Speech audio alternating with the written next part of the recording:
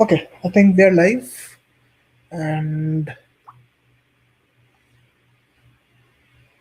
yeah. So, hello all, and welcome to the yet another live session of the channel Cricket Minutes.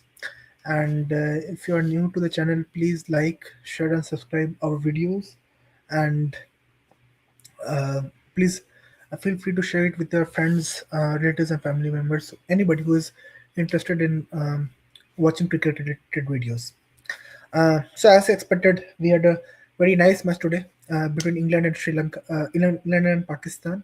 And today we are going to analyze what went wrong for Pakistan team and what is the advantages and disadvantages, weakness and strengths of both the teams, and what went wrong. And it was a hell of a match. I think England made the match more interesting towards the end when Brook got out, followed by Will Jacks, and a bit of hiccups. But finally, when Jofra Archer hit the boundary, I think England camp uh, breathed a sigh of relief.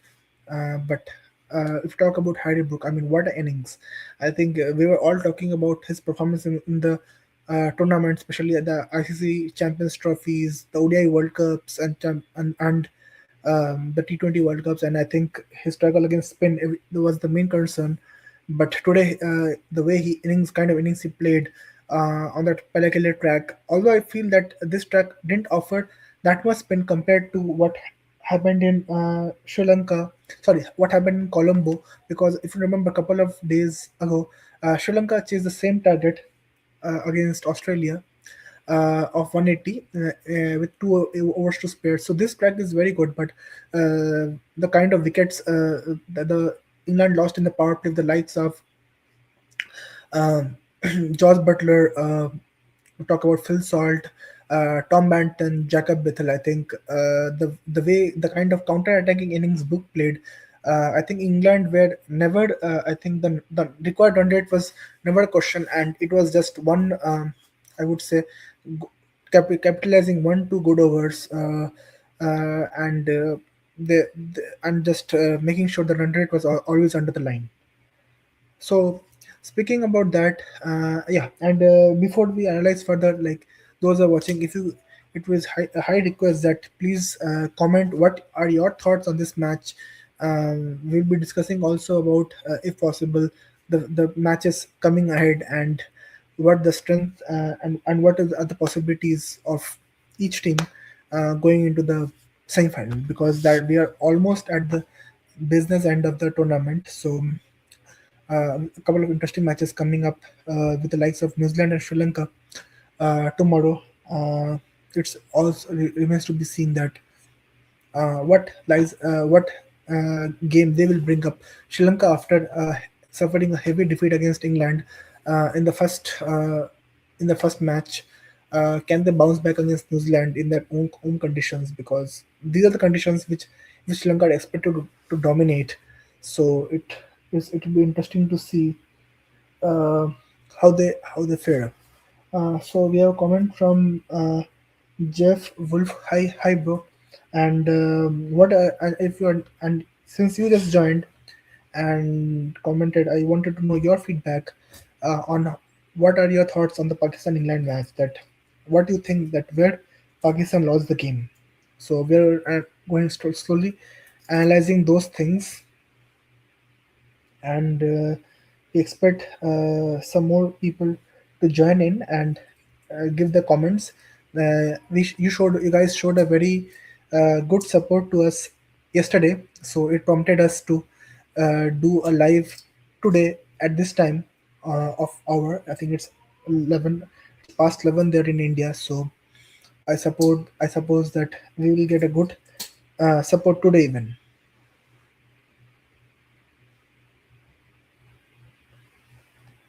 Let's see if you have any more comments. So, okay. So if we just analyze about the match and where it went wrong, I think we should first start with the Pakistan team. I think if we start analyze deeply, I think the opening combination. I think apart from Saibzada Farhan, I think the Pakistani batting looked in tatters. Beat Salman Ali Aga. I will be coming later to Babar Azam also. Beat Fakar Zaman, who couldn't convert the start he got. Beat Faim Ashraf. Sorry, Faim Ashraf was not there. Beat Shadab Khan or anybody. Uh, they couldn't even convert the start.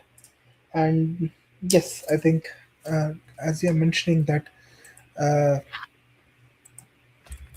1 second.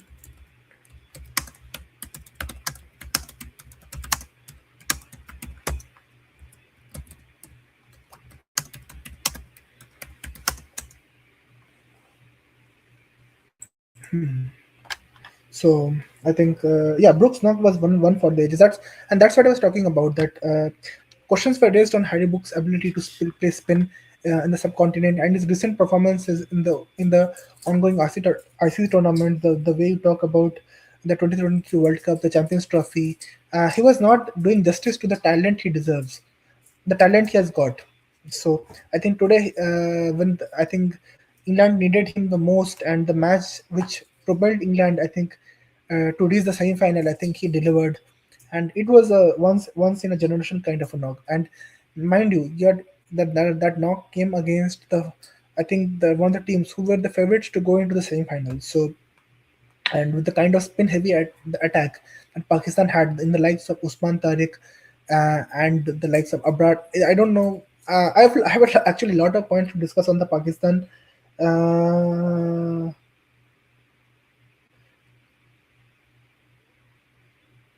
yeah, I have a lot of points to discuss about that. So yeah, we will slowly discuss in depth about the Pakistani side, and I think flaws were from both the sides. If you talk about it was from the England side also, and it was from the Pakistan squad also. So I think it's all depends. So I will just try to analyze and raise the weakness of both the squads. Um, and yeah, definitely. Harry Brook is a generational talent. We talk about the likes of Rachin Ravindra, Harry Brook, Yashasvi Jaiswal, although he's not been given the what to say. Um, I would say the rope in T20 and ODI is it, but he is also, I think, in the future a three format player for India. So I think we have quite interesting talents to come up. Um, I think Jeff Wood, but I don't think it looks like good to talk about one player. We already talked about Virat yesterday, and I think I just want you to check the stats that the three times India chased 160 plus. I think um, he was the man of the match, and four times India were supposed to chase the 160 plus. When he was not there, India lost all the four matches. So that was the importance of Virat Kohli. I don't. So I think it's all depends on the views and perception. For me, he's the greatest ever player to play the T20 World Cup. But yeah, I think it all depends on the opinion. So I respect all the opinions, and definitely. So um, if you talk about the Pakistan's kind of squad, I think the question that was mostly raised that Sam Ayub, I think he was getting picked up over and over again because of his bowling skills. Because I was seeing a what to say image that he was getting more turn compared to the other spinners. And yesterday we raised a point that in Siam Ayub, Pakistan saw the next Said Anwar, but instead I think he ended up being Said Ajmal, and that's the point being raised by most of the former Pakistan players that what's the purpose of Sami Ayub in the team? I think his primary purpose is to score runs in the team, but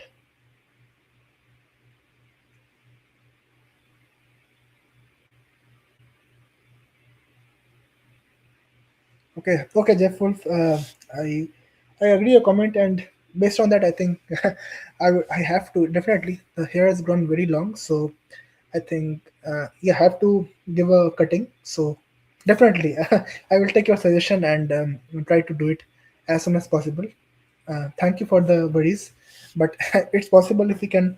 Let's try to the stick to cricket. It will be helpful for for further discussions. Yeah. Uh, yeah. So coming to the point that of Saim Ayub, that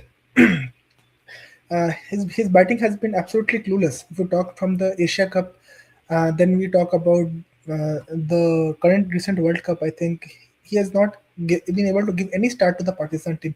He was able to do well in the Australia series, but apart from that, batting, if we talk about Saim Ayub, it has been in shatters. Then comes, if we talk about number three, Salman Ali Agha. I don't understand what happened to him all of a sudden, because he was very well in the Australia series. He played a 12 ball 45 knock, if you remember, against the Sri Lanka series, against in the recent Sri Lanka series.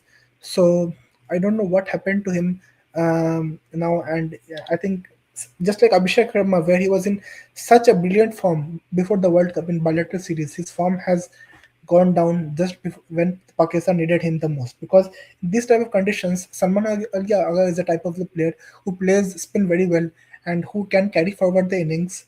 So Pakistan unfortunately is not able to get that kind of support from Salman Agha. Then I think coming to the main culprit, see, I think we have talked about this about Babar multiple times in this channel, I think, and I think we are just, I think now it's the point of just stretching it again and again, and it even doesn't look good to talk about one player, but I don't. But you see, even today's match also, where all the commentators were mentioning that the par score was 180 in this pitch, even more, because it is not offering that much kind of that kind of a turn to spinners. You if you play a knock of 24 ball 25, where a player like Saib the Fan is playing at least at a strike of 140, if you play at a strike of 104.26, I think it's not even acceptable. No, sorry, Jaful, I have to watch that movie, but because of the work pressure and others couldn't watch it. But yeah, definitely, I think I will give it a try. And I think me and Ritik have made a when we live yesterday also.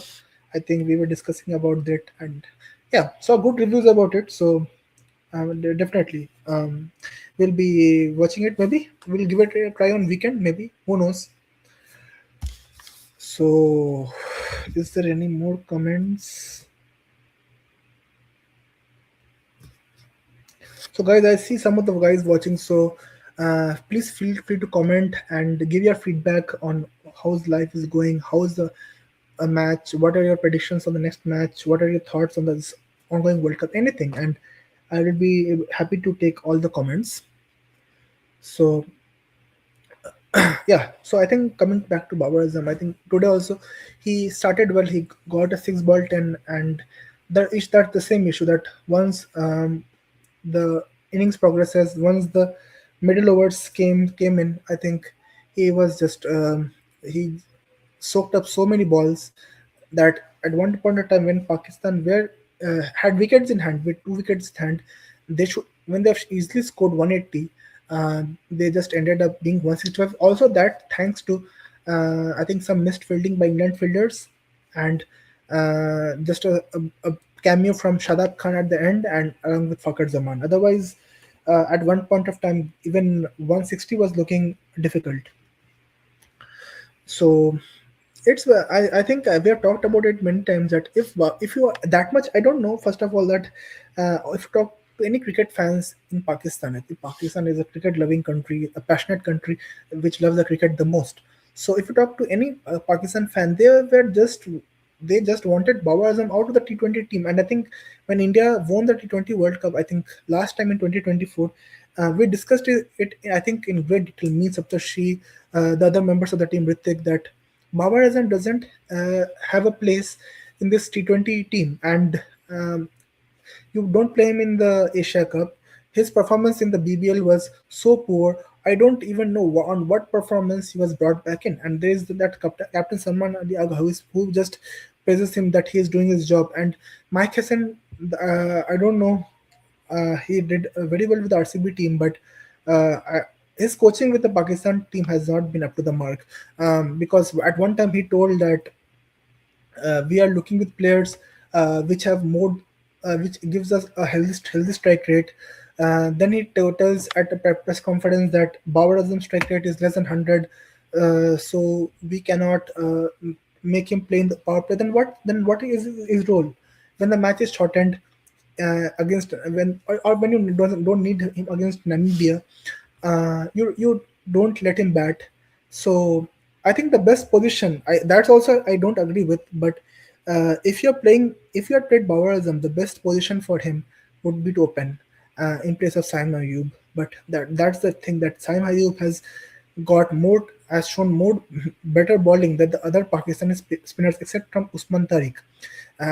He has shown more, at least some more in terms of batting. He has been disastrous, but if you talk about bowling, he has been better than the likes of Shadab Khan. Today also Shadab Khan was clueless. He was just bowling towards the pads in the leg slide, bowling lots of half volleys, short pitch stuff, I think. So he has been clueless today. The likes of Mohammad Nawaz, also only Usman Tariq as usual looked so much promising. I think he took around I think 30 runs. I think the last over that he bowled, he got hammered for a six and a four. Apart from that, he was brilliant as usual. And the mystery spinner that Pakistan were talking about, he really gave his best in this World Cup, and still uh, Pakistan ended up on this losing side. So coming to that, I think if you talk about Babar Azam, I think me being an Indian fan is so much angry. You just think what's going on into the minds of those supporters back in Pakistan. I think this management just paid the price of playing Babar Azam today, because when you have the likes of Khwaja Nafi, who has shown glimpses of what he could do in the recent series, why don't you give him a chance and let him what to say advance? You see, if you talk about England has rested Ben Duckett because they wanted to go with the likes of Josh Butler and Phil Salt, even though Josh Butler is out of form. So that's the kind of move you should go get in. Even they are playing with Tom Banton, so they're playing with some relatively ex- uh, not that experienced, but potentially very talented guys. So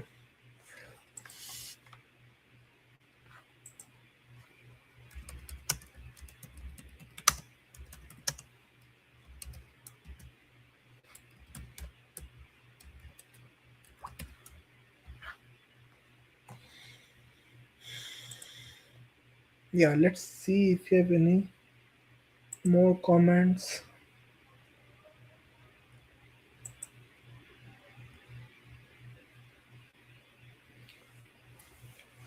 So guys, please, who are watching new, you can give your feedback, comments, anything, and that will make me move the life forward. Otherwise, we can just wrap it up in 5 to 10 minutes. So yeah, coming to the point that if you have any more comments, let me check. Okay. So yeah, coming to the discussion that about barbarism, that I think he has been in very bad form, and I think uh, it was just management's, I think, adamancy to play him, which costed him. I think, and I think with this match getting lost and first match being washed out, I think they're potentially out of the World Cup. I think even now, I think they have to depend on other teams, because if I think, let's say, um, let's take a scenario: if New Zealand wins the other two matches, one match out of the other two, they're in. I think because Pakistan's run rate has also got fallen down. So more technically, I think most probably, I think Pakistan is out of the this World Cup with this loss. I think this was a do or die match for them, which they could have capitalized well, but they couldn't, and that's where it is. The likes of then if you talk about so Bawarism is anyways flop, is going flop, especially in T20s. He's just not even used. I think he should be dropped immediately, But I think that's the concerns everybody was raising. But the team management had different plans from him, and he couldn't satisfy this one. And I hope that the Pakistan team learns from this, and I think it's the end of the road for Babarism in T20s. I think it's enough for them, and I don't understand like in our team, if in Indian team, that's also a separate thing that we drop match winners like Akshay Patel from the team, who was the I think apart from Virat, who gave propelled India to take the target to uh, 176 in the World Cup final. So we drop in India. The thing is different. We drop match winners. We drop Shreyas Iyer. We drop SSL Jaswal. We bench Akshay Patel. So, but in Pakistan, the reverse happens. Those who plays bad, they are given the long rope continuously, and that's what we have been seeing for a long, long time. And today was no such difference. And despite being one of the firm favorites to reach even the semi-final with such a good spin attack, I think we are seeing Pakistan on the verge of elimination.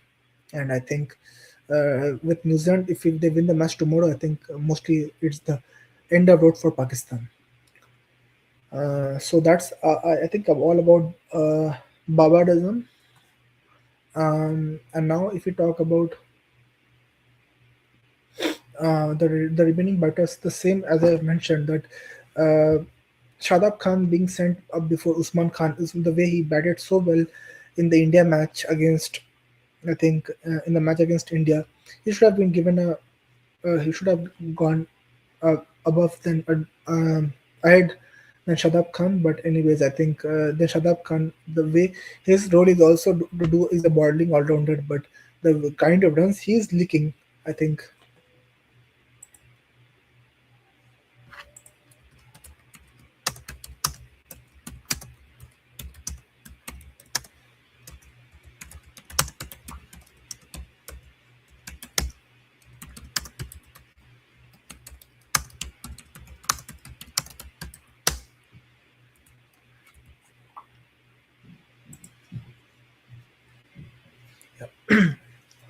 So yeah, I think the way I think he has shown. I think the bowling. I think and even high drop Brook dropped his catch when he was four. So I think the way he has bowled in this match, and I think it's a disastrous campaign from him also.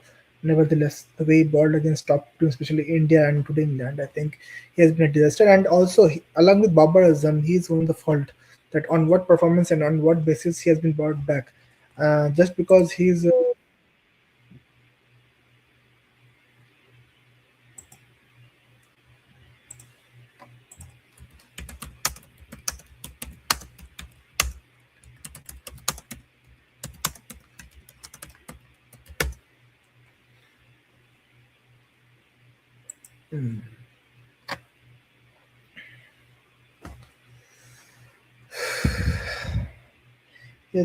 we are just seeing that if any more comments.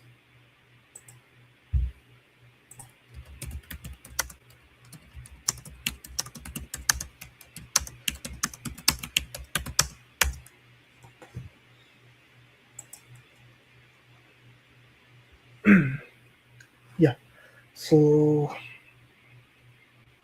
yeah, guys, if you're watching, please feel free to give your comments. I think that will help me to push the life forward. I think some of our team members.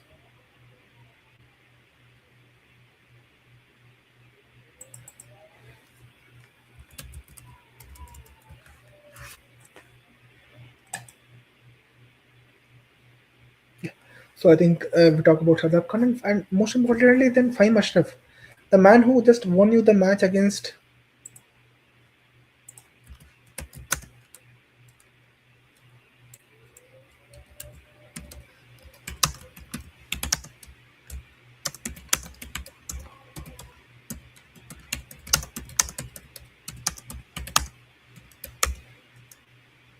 the man who just won you the match against Netherlands.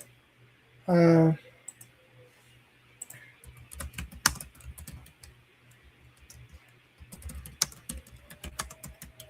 we just dropped him because if let's say Fahim Ashraf lost that, if let's say if Pakistan lost that match against Netherlands, he could have been out of the Pakistan could have been out in the group stage even. So the man who has done well for you in the recent matches, and remember, you have not given him bowling also. The man who took even 3 wickets in the Asia Cup final, you're not giving the ball at ball the in the ball, and his slowness with the ball and his variations could have helped in this Sri Lankan pitch. So it was just a proper pathetic display of selecting the team combination, and it was just, I would say, Saibzada Farhan saving Pakistan team from embarrassing defeats, and sometimes the knocks cameo from uh, Fahim Ashraf. Otherwise, this team, despite having such a good friendly good spinners, the likes of Mystery of Usman Tariq and all, think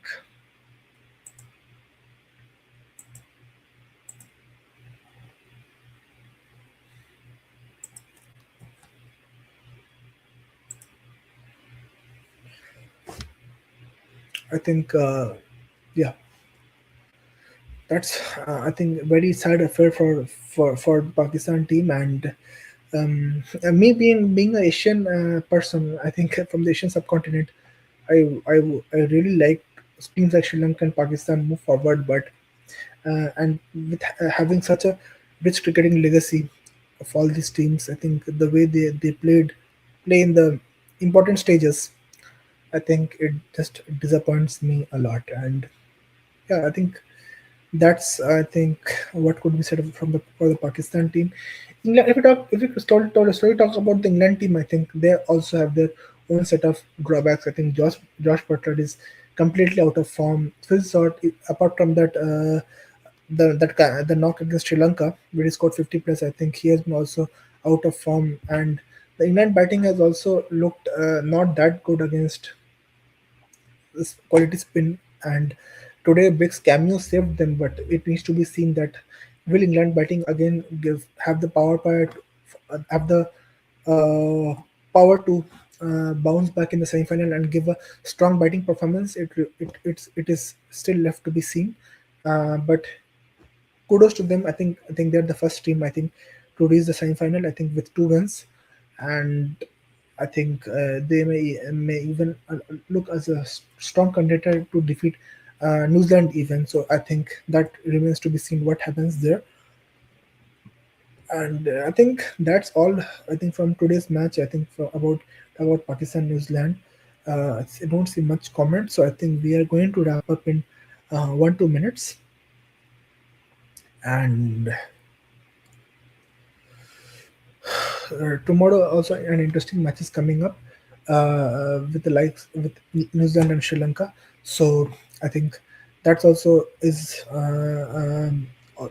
needing to see who wins that match, and if I think both teams would be looking for a win, especially New Zealand because they have one of the matches burst out. Sri Lanka also in what could have been a match which they could have won against England, they ended up losing that. So all remains to be seen that what happens in that match. And we have also a couple of interesting matches coming. Talking from the Indian perspective, the match on 26th where West Indies will play South Africa, and India will be hoping that South Africa defeats West Indies, so that India doesn't go into the problem of upping the run rate, because at this point of time, I think India, if all gets, if India West Indies tie up with 4 points, I think India cannot go to the semi-final because of their very poor run rate. So they will be hoping to that South Africa can defeat the West Indies, and also they need to, of course, they need to win both of the matches.